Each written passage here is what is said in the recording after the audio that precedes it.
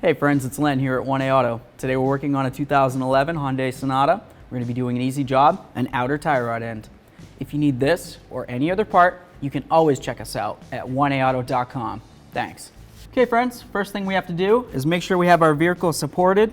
We're going to raise it a little bit off the ground, but what we want to do is make sure that the wheel is still on the ground, at least barely touching, with minimum weight of the vehicle on it, because we want to start loosening up these lug nuts while it's still on the ground. If you're using an air gun, well, you don't have to do any of this, but for the purpose of this video, we're going to go caveman style. So now I've got those loose. Let's make sure that the vehicle is properly supported, as it should be, and then we'll go up. We're going to continue with our 21 millimeter. We're going to remove all these lug nuts. What I like to do is I'll get one so it's almost all the way off, maybe just a few threads on. And if you're not sure how far on it is, you can just take it all the way off and then go a few threads on. Now I'm clear to remove all the rest of the four. I can take those right off and I don't have to worry about the wheel falling off. And then I can hold on to it without my tool in my hand, take off the last lug nut, put it down safely. Okay, so that one's on pretty good.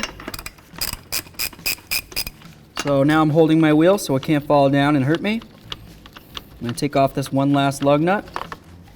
There it is. Take down that. Hold my wheel with two hands. I'm going to put it aside so it's nice and safe. So I'm going to grab my safety glasses, put them on. This right here is a tie rod jam nut. All right. I'm going to take some long pliers. I'm going to get it on. Just going to turn it. There we go. What you're going to need to do is you're probably going to need to, wow. Oh, I sprayed it down, so it came loose pretty easy. It's always a good idea to spray down everything you're going to be working on too, by the way. I used some Penetrant. I just sprayed right here, and I'm going to spray up here. Everything that I'm going to be taking off, you don't have to worry about anything that I'm not showing on this video, but I am doing multiple videos here. So I tried to spray down everything ahead of time. So basically, break free the jam nut so it can spin. It's much easier to do now while it's still all attached, okay? Now I'm going to grab a 14. I'm going to remove this bolt right here, this one right here. Get this out of the way so we can move our caliper. We're going to hang it so it's not hanging on the brake hose. What you might notice when you turn this, the inner part turns a little bit as well. So you can use something as basic as pliers, or if you have the right size wrench, you can use that. For the purpose of this video, I'm just going to say we'll use pliers because, you know, it's easy to have on hand. Most people have that probably sitting right by their side just in case. Right on their next to their bed, maybe even, who knows. That's what it looks like. Just a 14 millimeter head, pretty simple. I'm going to take the next thing, something as simple as this, the little hooky-doo tool, okay? Basically, I'm going to be using this to hang my caliper, and I'm going to hang it on whatever I can find that won't move. Maybe I'll go right on the strut coil spring, okay? So here we go. Take out this last bolt. There it is. It's the same as the other one, so there's nothing special about it. You don't have to worry about mixing them up. I'm going to grab my small pry bar. You can use whatever you have, screwdriver or whatever, some kind of prying device. Go like that. While we have our caliper off, we'll just take a peek, see if it looks like it's leaking around this seal, around the piston. This one looks good. If it was leaking, we can go ahead and replace that, but we're not going to worry about that because it's not. Just get it right out of the way. The reason for removing that to get the outer tie rod end is because it was blocking right here, which is where our nut and cotter pin are. So now that the caliper's off, we have a nice clear view of what's going on. I'm going to grab a pair of cutters. I'm going to see about getting this cotter pin out, and then I'm going to use a 17 millimeter, and I'm going to remove that nut. So this particular cotter pin isn't just a regular straight through cotter pin peened over. This one's just got a little scoopy thing on it, so yours might be different. Basically for you, just get the cotter pin out, okay? But for this one, all I'm going to do, pop it out. I'm going to put it on the floor so I can find it later. That's what this particular one looks like. Something special. If you lose it or it's broken, just replace it. Easy peasy. You're going to use a 17 millimeter right on here. If the pad little thing right here is in the way, squealer, just pull it out. Take a look at it. Looks good. If you needed to, you could replace it. Show you a video on that if you want. All right, so now I'm going to take my 17. I'm going to turn it to the left. I'm going to try to remove this nut.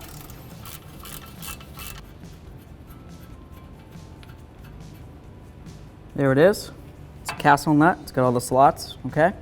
I'll show you what those are about when we're putting it back together. So to remove this outer tie rod, if you weren't replacing it, right? Let's say you aren't. I am, but if you weren't, you've got the outer tie rod right here. What you'd want to do is you want to hit right up here. This is the knuckle, the part that's connected up to your strut and everything. It's called a knuckle. This is your tie rod, and there's your boot, okay? You would want to hit right on the knuckle itself and not on the tie rod stud. Just keep bonking this with your hammer. Bonk, bonk. You want to go harder, of course. And you'd want to get it to break free and come on down, okay? For me, I'm replacing it, so I'm really not worried about messing anything up. So I could go with something like this, basic pickle fork. It just slides in between the knuckle and the tie rod, and you bonk on the end, and it'll break free. Or you could even go even easier than that, because once again, I'm replacing this, so I'm not worried about the condition of anything at this point. I'm just going to put on this nut, so when I bang on it, it'll fall down, but it won't go too far. And then I'm just going to take my hammer, just like that. And we'll just take that nut off. I got my ratchet again.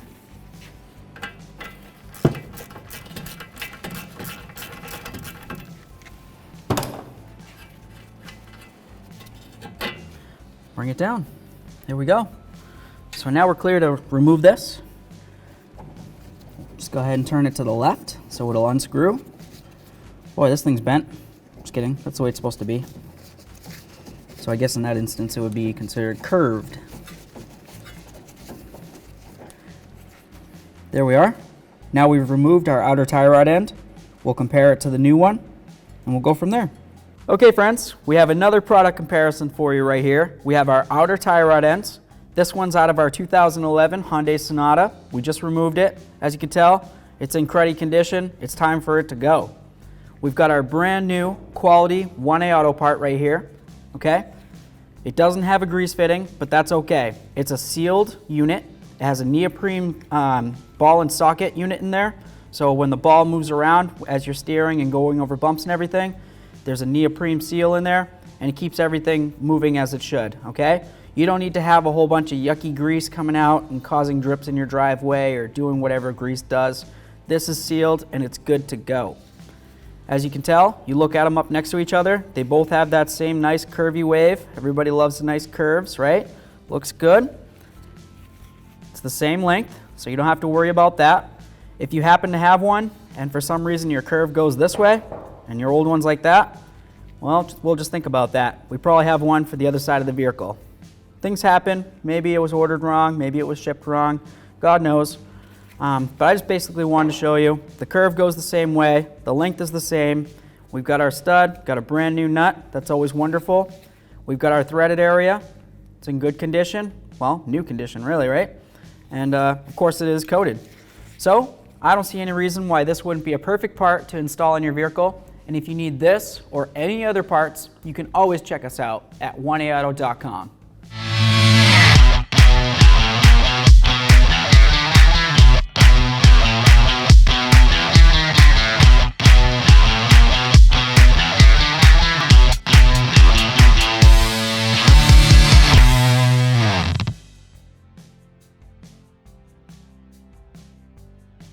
Now I'm going to put my outer tie rod on here.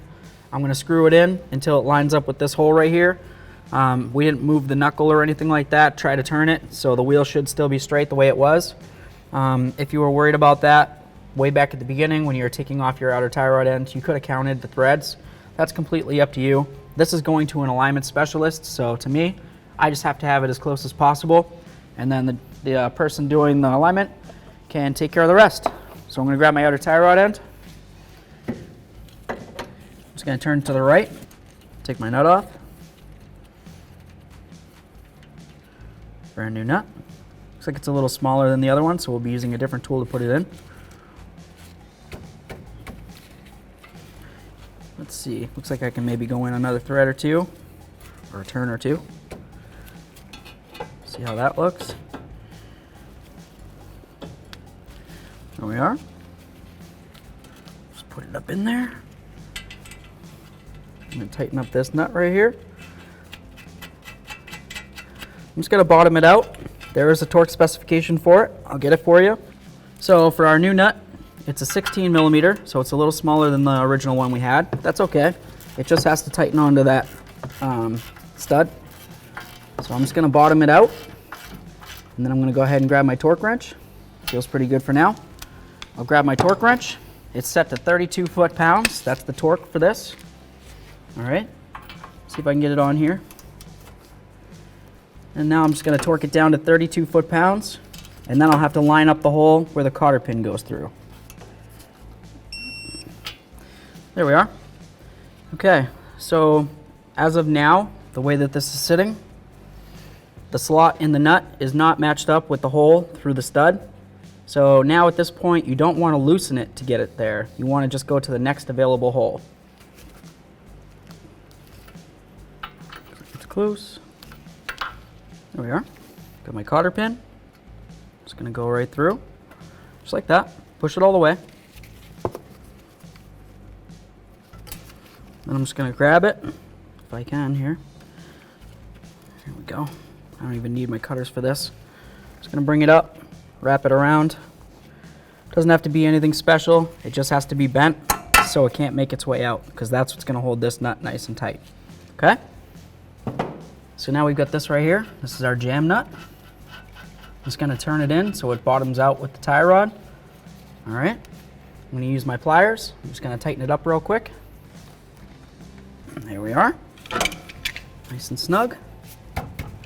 Perfect. Here we go. We'll just get our caliper on here. We'll be good to go. So we've got our inner pad. We're going to put that back in where it belongs. See if I can get it. There we are. Slid in nice and easy. If it was stiff, you'd want to clean up the pad, make sure it goes in. Get our caliper back on there. We've got our 2 caliper bolts. Just going to take them, start them in. There is a torque specification for these, so I'll just get them bottomed out, and then we'll go ahead and torque them down. Okay, so the torque on this is between 16 and 23 foot-pounds.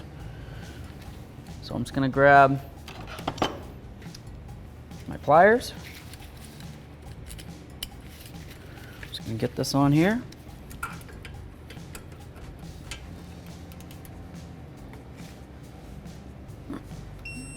There we go. You can do the same thing for the upper one. Once that's torqued down, we'll move on to the next step. So here we go. I'm going to lift up this wheel. I'm going to be careful not to go like this and lift with my back and hurt myself. I'm just going to take it, roll it right up my leg. I'm going to use my ab muscles, lift it up, put it on here. Got my hubcap.